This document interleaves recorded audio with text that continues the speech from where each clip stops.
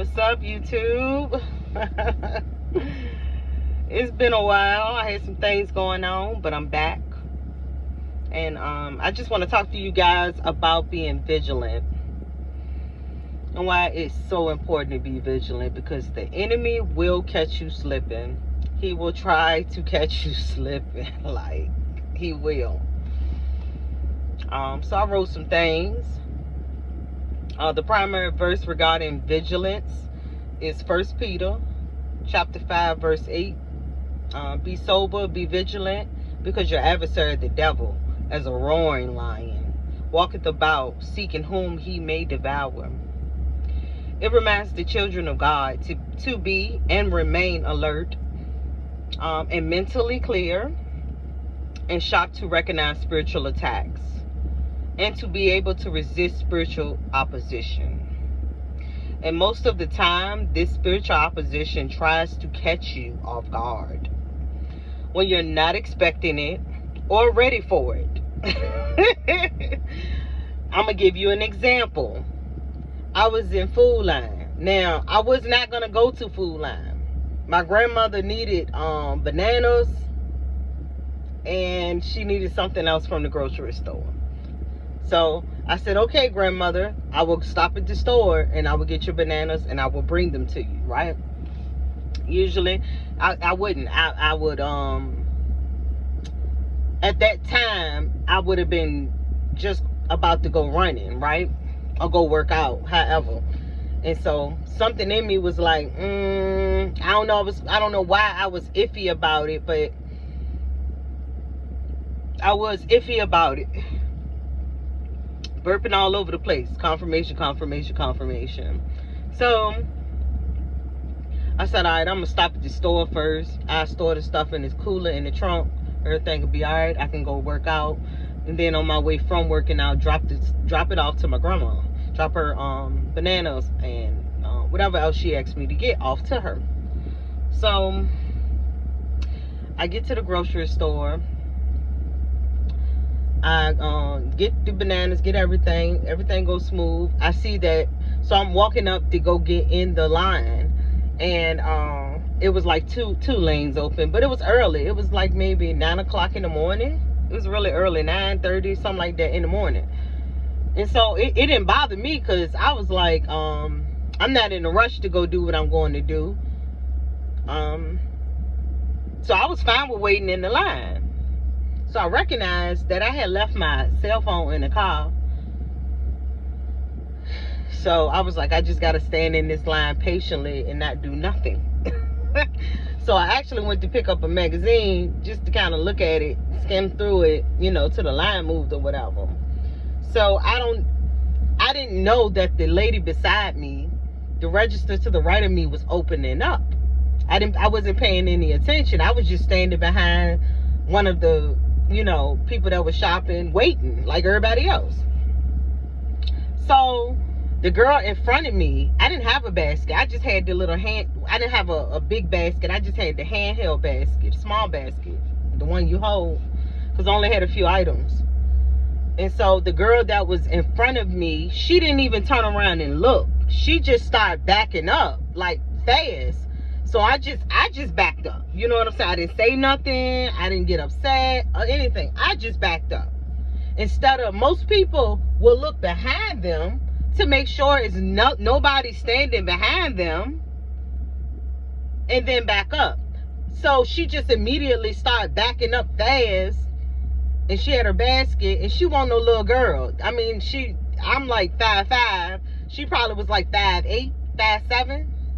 About 5'7", 5'8", and she was big. She was a big girl, right? She wasn't that big, but she was, you know what I'm saying? She wasn't small. She had a big back. So like I said, she backed up so fast, she almost ran over me. So I didn't say anything. I just backed up, and before I could move my basket, thank God it was kind of like on the right. She could have fell over it. If I would have had it in front of me, she would have fell over it, because I set the basket down to the right of me, just standing there waiting, looking at a magazine. And so I ain't say nothing. I just backed up, you know, whatever. And then she turned around in an abrupt way and was like, excuse me. I ain't say shit. I didn't, God forgive me for swearing. I didn't say nothing. I just looked at her like she was absolutely insane, because a grown person would know to look behind them before they're about to, at 10 miles per hour, for whatever reason, back up. I didn't know the register beside me was opening. So this is why she was trying to get out the line. But I was behind her. So technically, she would have been cutting me to get to the line that they were opening. And she knew it, right? So she said, let me cause a scene. Hold on. So I ain't say nothing. I just backed up or whatever. So I let her out the line because I realized, I was like, oh, okay, this is why she's trying to hurry up and get out this line and about to run me over, so she can be the first person to get in the line that's open. Mind you, I would have been the first person because I was behind her, so I was able to walk directly to the line that they were opening. Right? Nobody else was, because like I said, I was the last person in the line. And that's how tight it was. But I wasn't that close to her. So I didn't say nothing. I just backed up and I let her get in the line, because I was like, obviously she in a rush. So I ain't say nothing. This girl turns around to me, y'all. I mean, she cussed me out so bad. She even got right here in my face. But I had to tell her the truth. Like, I told her, I don't care what you say. Long as you don't put your hands on me, we fine. Because if I put these mitts on you, you're going to be on the ground. I promise you. Like, it's not going to be pretty. It's not going to be pretty. You know, I'm a woman of God. I do not ever want to have to resort to putting my hands on somebody. But don't think I ain't trained to go, because I'm trained. I'm trained to go. No doubt about it. And not a thing. I'm not scared of not a thing. So I had to correct her. Like, I let her finish saying what she was going to say or whatever. And like I told her, I said, I don't know if you think because you got a big ass back and you're like 5'8", that you intimidate me, but you don't. And I said, you can say what you want. You can do what you want to do. Long as you don't put your hands on me, we good. So she kept going. And I was like, look, just stop yourself. Look how you behaving. It's 9:30 in the morning. It wasn't a big deal. I backed up. I didn't even say nothing about you cutting me. I didn't say nothing about you almost running me down. I didn't say nothing about you almost stepping on my basket of food. But you're upset because you're exposed? And so she kept talking junk. So I'm just kind of like, you know what? Like, I'm trying to be patient with this big person. You understand what I'm saying? Like, I'm trying to be patient with this girl, man. And I don't know. People tend to think one thing. I don't know. I don't even care. I don't even care. So I'm like, Lord, should I like bust her across her head, man? Because she the type of person, she probably ain't got her A whooped in a long time. Like, should I hit her? If I hit her, can I avoid, like, can I get away with this? That's what I was thinking. If I do this, can I hurry up and get to my car and leave without no consequences? Because the only consequence is probably going to be the fact that I had to act out like that and then risk somebody recording it. Because there was people in the grocery store. They would have recorded that fight. I'm telling you. And because they wouldn't have never seen probably somebody, I'm like 5'5", she probably was like 5'8", they wouldn't have never seen nothing like that. Somebody like little like me, and I'm not little, you know what I'm saying, I'm full figured, you know, she just was taller, you know, but I damn sure was David, and she damn sure was Goliath. So the girl kept getting violent and out the mouth, like she just, and I snapped. I ain't even gonna flex, y'all. I ain't hit her, but she asked for it, And I had to give her a reality check. So I verbally gave her a reality check.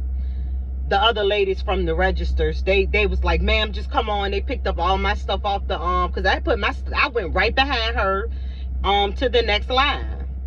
Mind you, I only had 2 items. She had a basket full of stuff. Most people would be like, you ain't got number 2 items, go ahead, because I do it all the time. I got a whole basket full of stuff. If I had time to shop it, then I have time to wait for it to get rung up. So I let somebody that got like 2 or 3 items get in front of me. You know what I'm saying? Go ahead. You was obviously in a rush. That's why you only picked up 1 or 2 things. You just want to come in and go. Come in, grab what you need and go. So anyway, she didn't. She just, all I seen was the spirit of the enemy all up and through her. And she was sloppy. Her clothes were sloppy. She was sloppy. You know, the whole bonnet thing. I ain't knocking nobody that do the bonnet thing. It is what it is. I'm just saying she ain't make that look good at all. Cause I ain't seen jinx that females that didn't, you know, they leave out the house with the bonnet on. They don't look dirty. They just got a bonnet on. You understand what I'm saying? I'm all about keeping hair fresh. Preserving hair. I preserve my hair. That's why it's past. That's why it is to my butt. But anyways,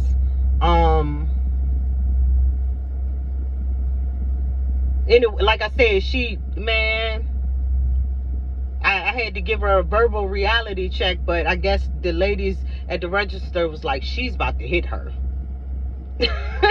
And she almost pushed me there, but see, something inside of me was so calm. I was so at peace. I was so at peace. And I don't know, me saying something, it's crazy how bold she was though in what she was saying. But once I said something back, like, she shut down. So I seen the spirit that was using her, trying to tempt me. You know, prior to that day, y'all, I had got wonderful news. That actual day, I had reservations for something. That actual day, not reservations, I'm tripping. I had appointments. I had 2 appointments for that day. For self-care that day. If that would have happened, if me and that girl would have gotten into an altercation physically, I don't know what would have happened. It wouldn't have been pretty. It wouldn't have been pretty.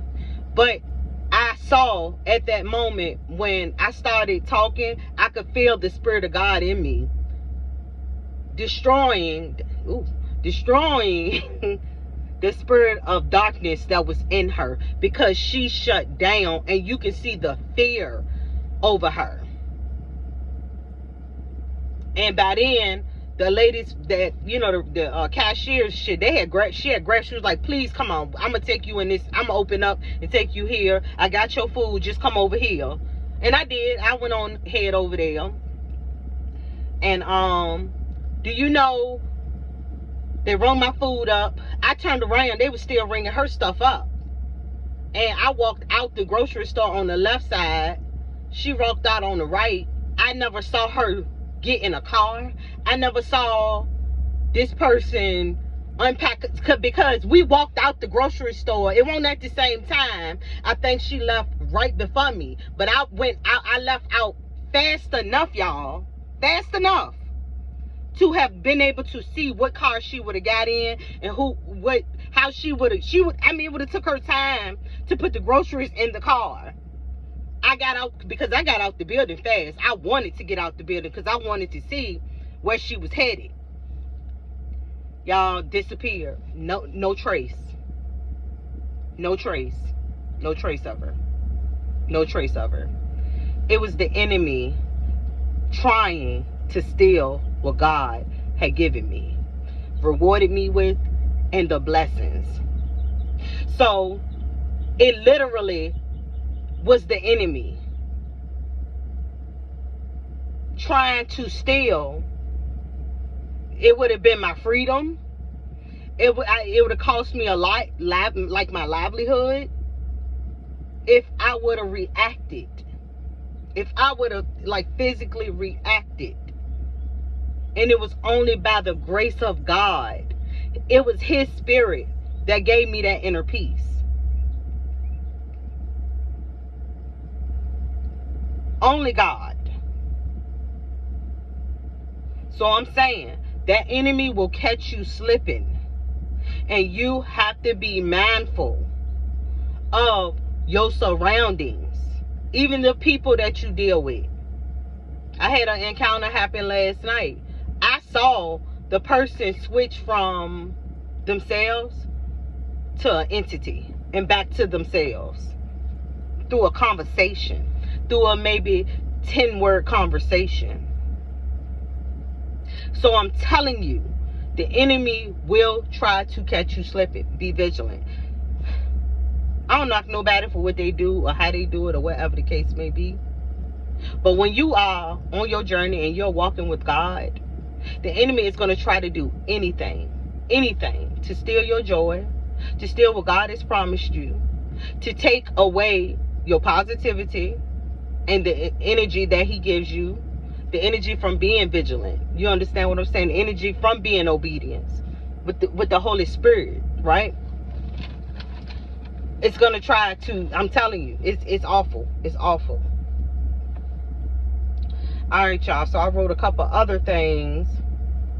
I told y'all the story about what happened in Food Line. But ultimately, like I said, the girl just disappeared. Her and her groceries disappeared. And I got outside fast enough to have been able to see this person load their car and then leave. This person disappeared. It was like it never happened. So it was a test. Don't forget that enemy go up there accusing you of things all the time. And so that's where the tests come in. Just like Job was tested, right? It's the same testing that we endure as children of the Most High. Because we're always being accused of something. And it's by the enemy. Alright. I wanted to read a couple other things to y'all. Yeah, y'all. I had a breakthrough. The prior day, I had a beautiful spiritual breakthrough. Beautiful spiritual breakthrough with the Lord. I really wanted to react physically. I'm not even gonna flex, y'all. Like, I was like, I'm like, this girl don't even know who she talking to, man. Like, this girl, she don't even know who she talking to.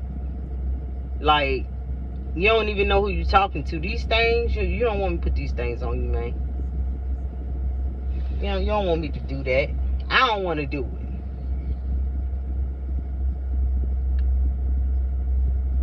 I'm just grateful that I was able to practice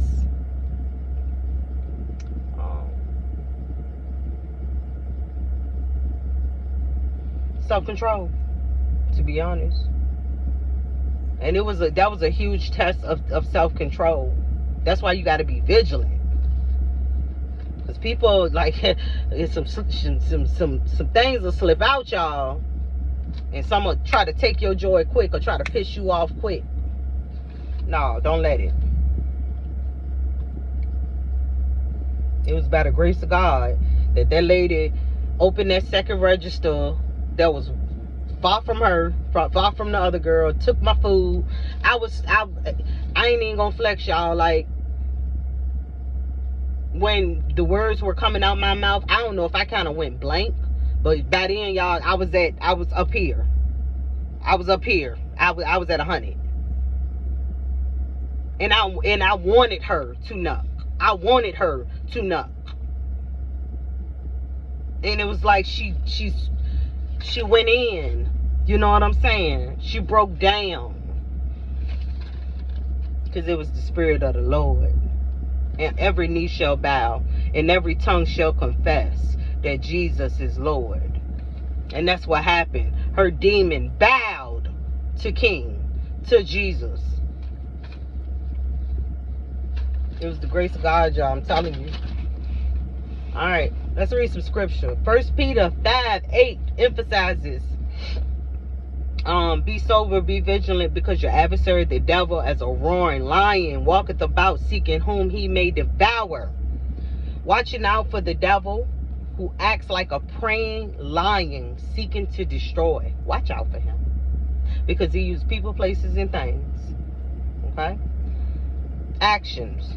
Believers are called and instructed to be sober, which means be aware mentally, be self-aware, and practice self-control, and be watchful. All right, now resisting the woes of the enemy, because that, and like I said, it was so, I ain't even gonna flex. Like, when the Spirit of the Lord came over me, it was not hard for me to have self-control. I realized at that moment that the only thing that would happen, me and that girl would have got the fighting. She would have got her A-whoop, but if a physical altercation would have happened, it would have only happened because I allowed it to happen. So this is what I'm saying. It's so many things in life that we can avoid. If we can put our pride to the side, if we can put our ego to the side and look and see when God is showing us signs and warnings, and then following through with obedience, we can avoid so many bad situations in life. But a lot of the times it be our pride. A lot of the time it be our ego, because we worried about what the people around us gonna think. I didn't care that them people saw me walking away from it. You think I cared about that? Only a person in their right mind would know, like, this girl just verbally shut her down and walked away from her. That's the power of God. I mean, a person that has eyes to see will see that. Not an individual standing back like, no, she's scared, this, that, and the fourth. No, it's you'll see it. You'll know the difference. But that's where discernment come in and all of those things. But again, the whole point was to have self-control. Right? Resist the devil, man, and he shall flee. So 1 Peter chapter 5 verse 9 advises resisting the enemy by standing firm in faith that God will see you through all tests, y'all, because that test was so hard. But it wasn't, because of the grace of God. God will see you through all tests of the enemy. Other verses like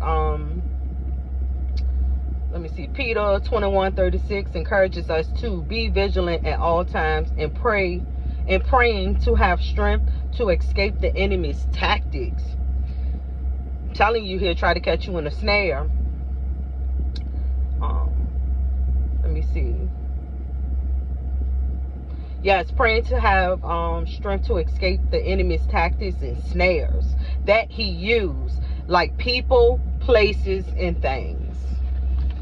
Remember that you are not alone, and you do not have to fight this war or this world alone.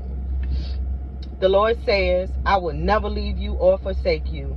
Don't forget, God would never allow you to go through anything that you can't handle. So don't let the enemy catch you slipping. All right, y'all. I love you all, and I'll talk to you soon. Peace.